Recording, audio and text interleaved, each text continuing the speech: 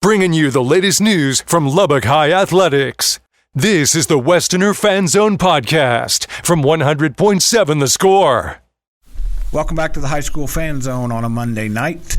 We're going to transition into the Westerner Fan Zone and talk some Lubbock High softball because the Lubbock High softball team is off to a very good start. Daniela Garcia. Yes. Just Garcia. Yeah. Okay. I don't want to make sure I get the right. You two are easy. Lily Rainier and Leia Rainier, in between sisters, not twins. No. I was over at Monterey hanging out with Shayla. I'm going to get her name wrong. Shayla Torres. Shayla Monreal, was she at Lubbock High Coach for a while? Mon, yeah. Who are their twins, and I hear a lot of stories about twins, so be glad that you guys are just sisters because you don't have to put up with what twins have to put up with. But you guys do have to put up with me asking you about the season you've gotten off to. I mentioned that you went to the Concho Classic down in San Angelo. Did you guys dodge the cold? No. We played Friday during the day. It was about 30 degrees with the wind chill in the 20s, and so it was a little rough. It was a rough day, but I mean, we came away. We tied Kahoma, which was a big, that's a big deal for us because they won state last year in 3A, and they have 2 D1 commits. So definitely off to a good start there. And then we competed in the other 2 games, but it was cold. So, you guys glad to see 80 degrees today? Oh, so glad.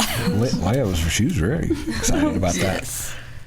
I'm glad too. The Kansas guy in me was like, I'm tired of this. Let's at least warm. I don't know if I'm ready for 80 degrees, but I'll live with that. So, yes. Before you went down there, though, you started district season, District 3 5A, very impressively. 12-2 against Caprock, went on the road, and it had started to get a little bit cold then, I believe. Our JV didn't manage to dodge it, but our varsity, we played first, and so we managed to dodge. We finished in 5 innings, so that helped us out. And, we went down there, took care of business, got on their pitcher right from the beginning, and never looked back from there. So, how big is that to start district like that? Both of you can talk about that because that's your district. It's a grind. It's going to be 16 games. Mm-hmm. So you every win you get is going to be important. Yeah, I agree with that. Like everyone's, especially the ones on the road. It's long or semi-long way to go to Amarillo. But I feel like starting off district that way was like really good. I feel like no one was really expecting like us to go and run rule. Like, it's Lubbock High, we don't really like that. Like, we want to change something, So it was good to go out there and, kind of like put ourselves like up there on the map, and let them know like we're not gonna just let you run over us. We're gonna give you a little game. So. What about you, Lily? Because you've been on teams that younger sister mentioned. You've been on the other end of some of those. It's got to be nice to flex your muscle a little bit. Yes, sir. Our coach said it right after the game that we are getting looked at right now. There's teams talking about us. So knowing that we are getting talked about and knowing that we did come out with that big win it's amazing. It's fun. Softball is always fun, but it's funner whenever you're winning. So, yeah, I was happy. That's kind of the story of sports there when we win. Not that that's everything. I want to make sure I don't get in trouble with anybody who's listening and thinks I think that's everything. That's not all there is to sports, but it doesn't hurt, does it, Danielle? No, not at all. And to coach girls and to see them work hard and to see them smile for 2 hours on that bus ride home. Yes. What was that like for you I asked them about starting, but it's got to be uplifting for you to see your girls come out and start district like that as well. Oh, most definitely. I don't think we've started off this way in district in my years since I've been at Lubbock High, and so it's definitely fun getting to see them every day. They have fun every day. It's fun to go to practice. It's fun to go to work. It's not really work right now when we're having so much fun, and all the girls we get along with. They all get along with each other, and so we're just out there having fun playing a game that they all love. So. What's clicking? What's making this team? When we talked before, you had had you guys even started the season yet?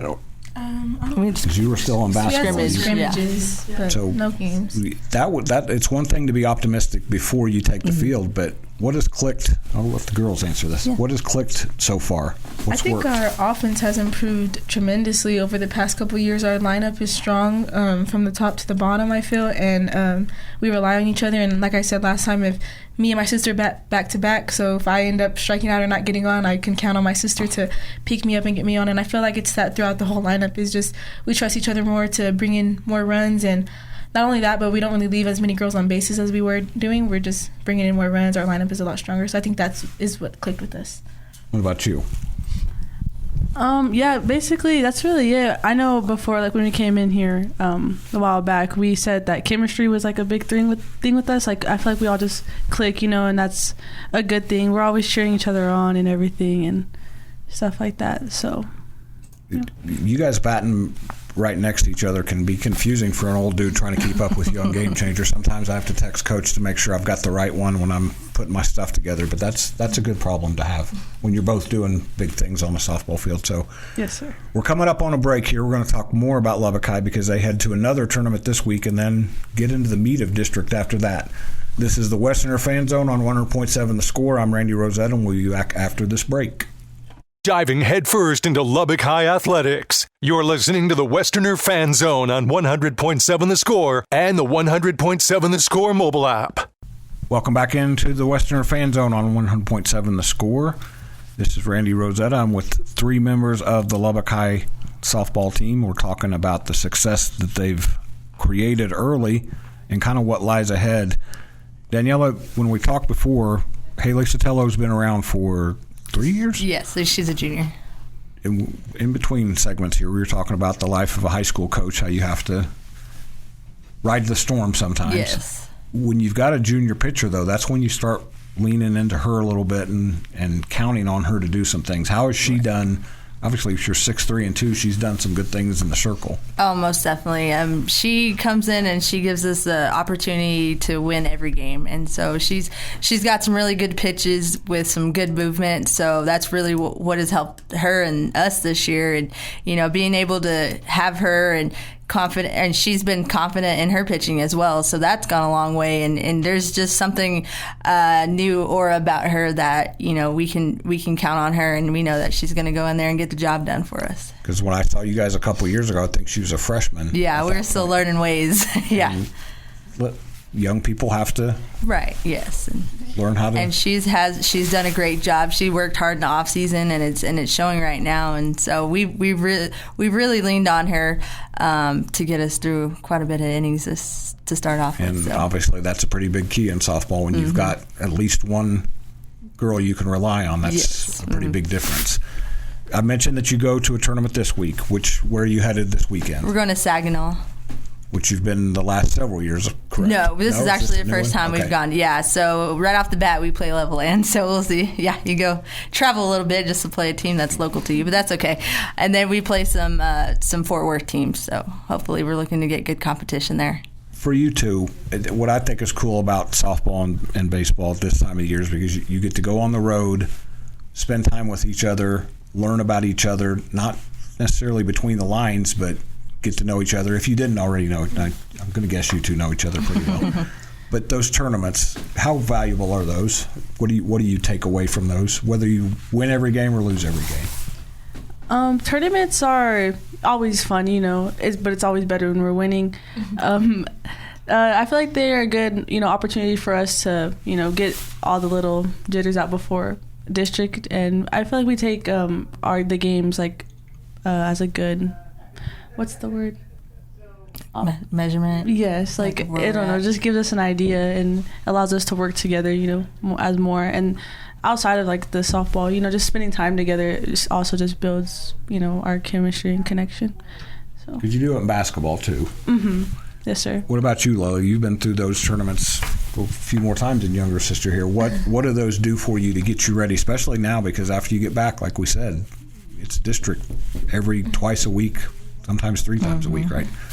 Well, in tournaments, we're playing about 5 to 6 games every tournament, so I think it's helpful because we're getting a lot of reps, which helps girls play different positions. It gives coach time to figure out how she wants her lineup and basically prepare for district, how our lineup's going to be set up and how our field's going to be set up.